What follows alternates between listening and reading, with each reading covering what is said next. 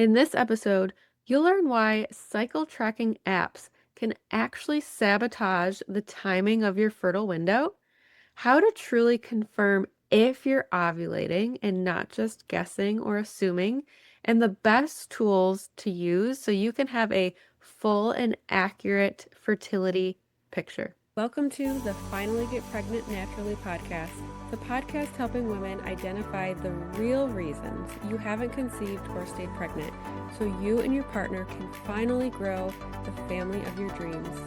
I'm your host, Dr. Katie Wood. Let's dive in, shall we?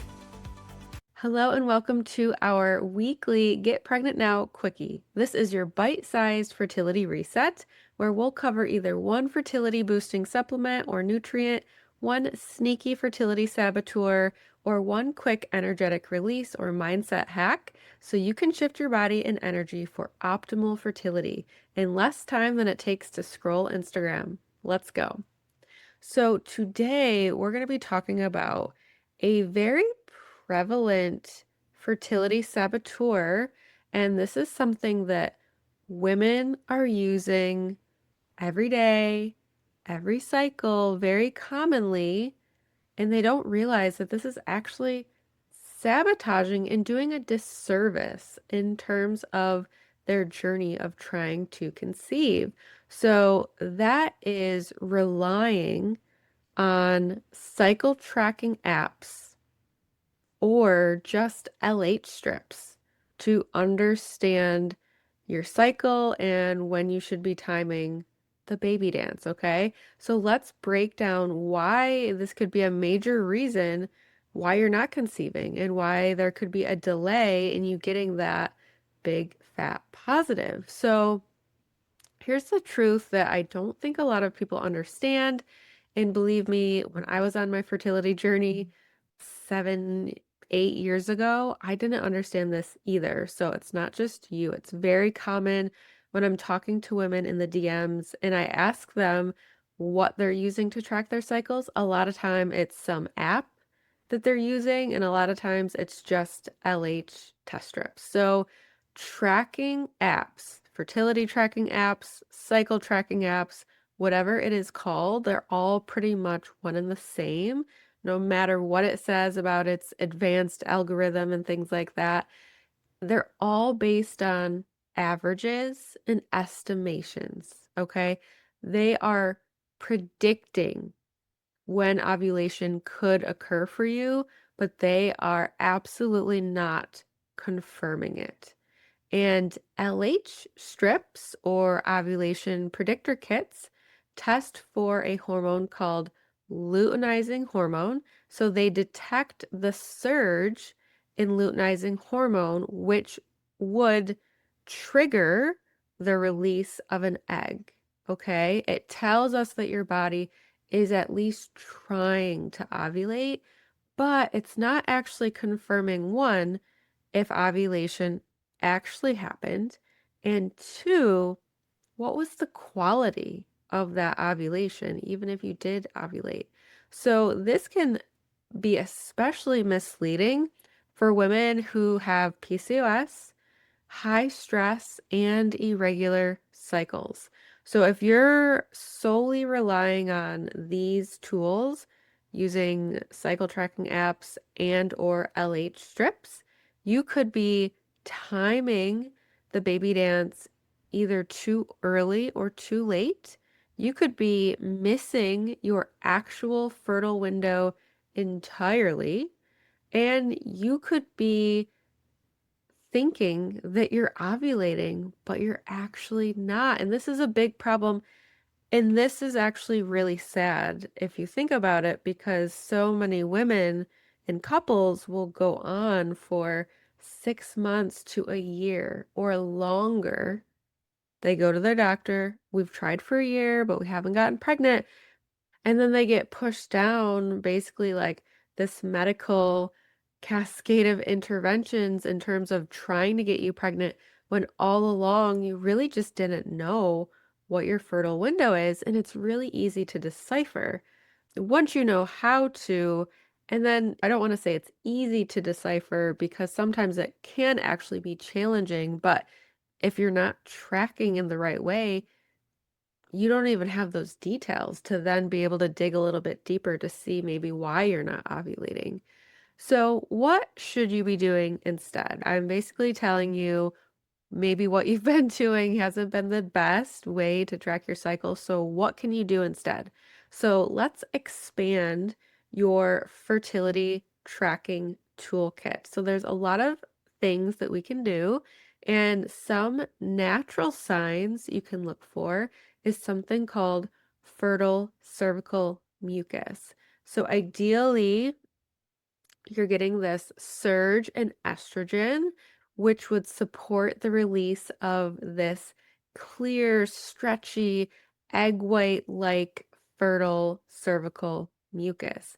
And this fertile cervical mucus is the ideal vehicle and environment to host the sperm, to help it swim up to the egg, but then also to help it survive, especially if you were to have intercourse prior to ovulating, then the sperm is able to survive and meet the egg when it is released. Okay. So this is a beautiful, reliable, natural sign that your body is trying to ovulate. Again, this is not confirming that if ovulation happened or also confirming the quality, but this is a hormonal and fertile indicator. So if you're not seeing this like clear, stretchy egg white mucus, sometimes it's a little bit more slippery for people.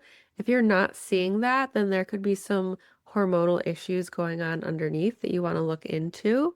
But I always tell my clients, like, this is the time that you want to be doing the baby dance because, like I said, it's the perfect environment, it's the perfect vehicle, and ideally it is lining up no more than a couple days to like the day of, day before ovulation.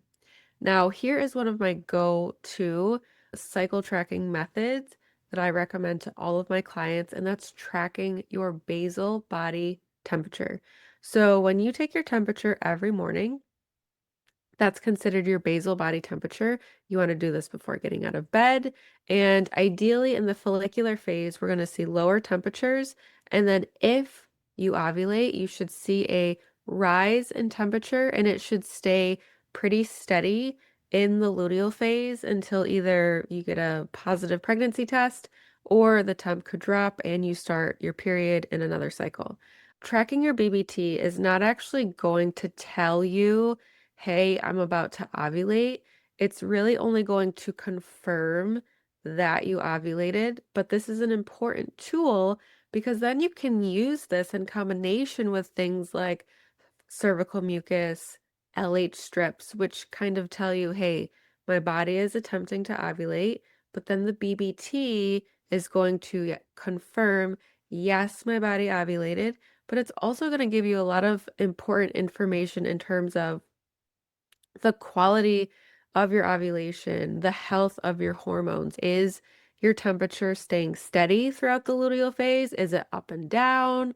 Is it only rising for a couple of days and then just dropping until you get your period?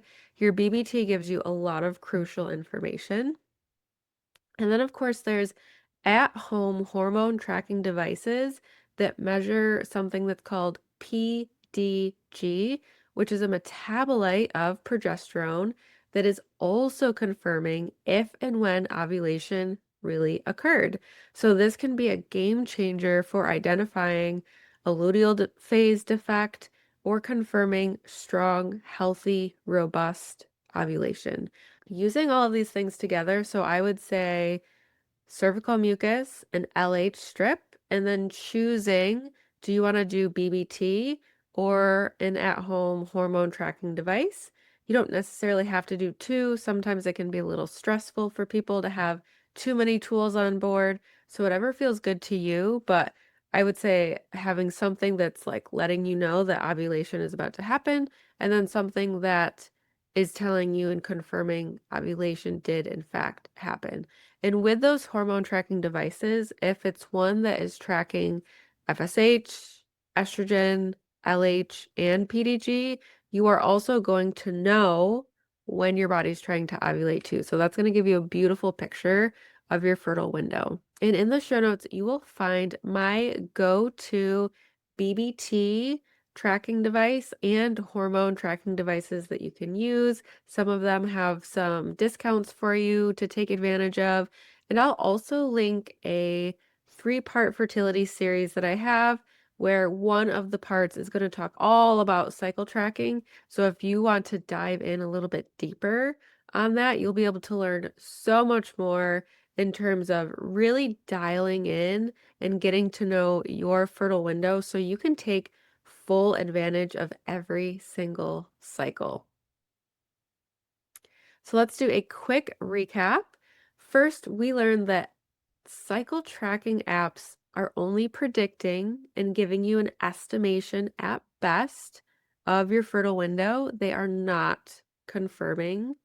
And LH strips or OPKs are really just telling you that your body is attempting to ovulate, but it's not actually confirming that you did or the quality of that ovulation. And having other tools like following cervical mucus, basal body temperature, and tracking your PDG levels at home can give you a reliable full picture view of your fertile window. So here is your action step for this cycle or your next cycle. I want you to choose at least one tool to track if ovulation is impending. So that would be the fertile cervical mucus or the LH strips. And then I want you to pick one tool to help you confirm if and when ovulation happened and also the quality. So that would be the basal body temperature or the hormone tracking device, because the more data you gather, the more empowered and confident you can become. So I just want to share with you that your body is wise. These tools are here to help and guide us. But when you really become in tune with your body, with your cycle tracking doesn't have to be so daunting. It can become so natural for you that it doesn't even feel like you're trying. And when you stop outsourcing when you think you're ovulating to an algorithm that's on your phone, how can your phone does not know your body better than you do? This app does not know your body better than you do. When you can start syncing with your natural rhythms, you'll stop feeling confused and you'll start feeling confident. So, thank you so much for listening. I hope you have a great rest of your day, and I'll see you on next Tuesday's episode. And just a quick disclaimer, this podcast is for educational purposes only and does not replace medical advice. Please speak with your licensed provider before beginning any new health routines or supplements.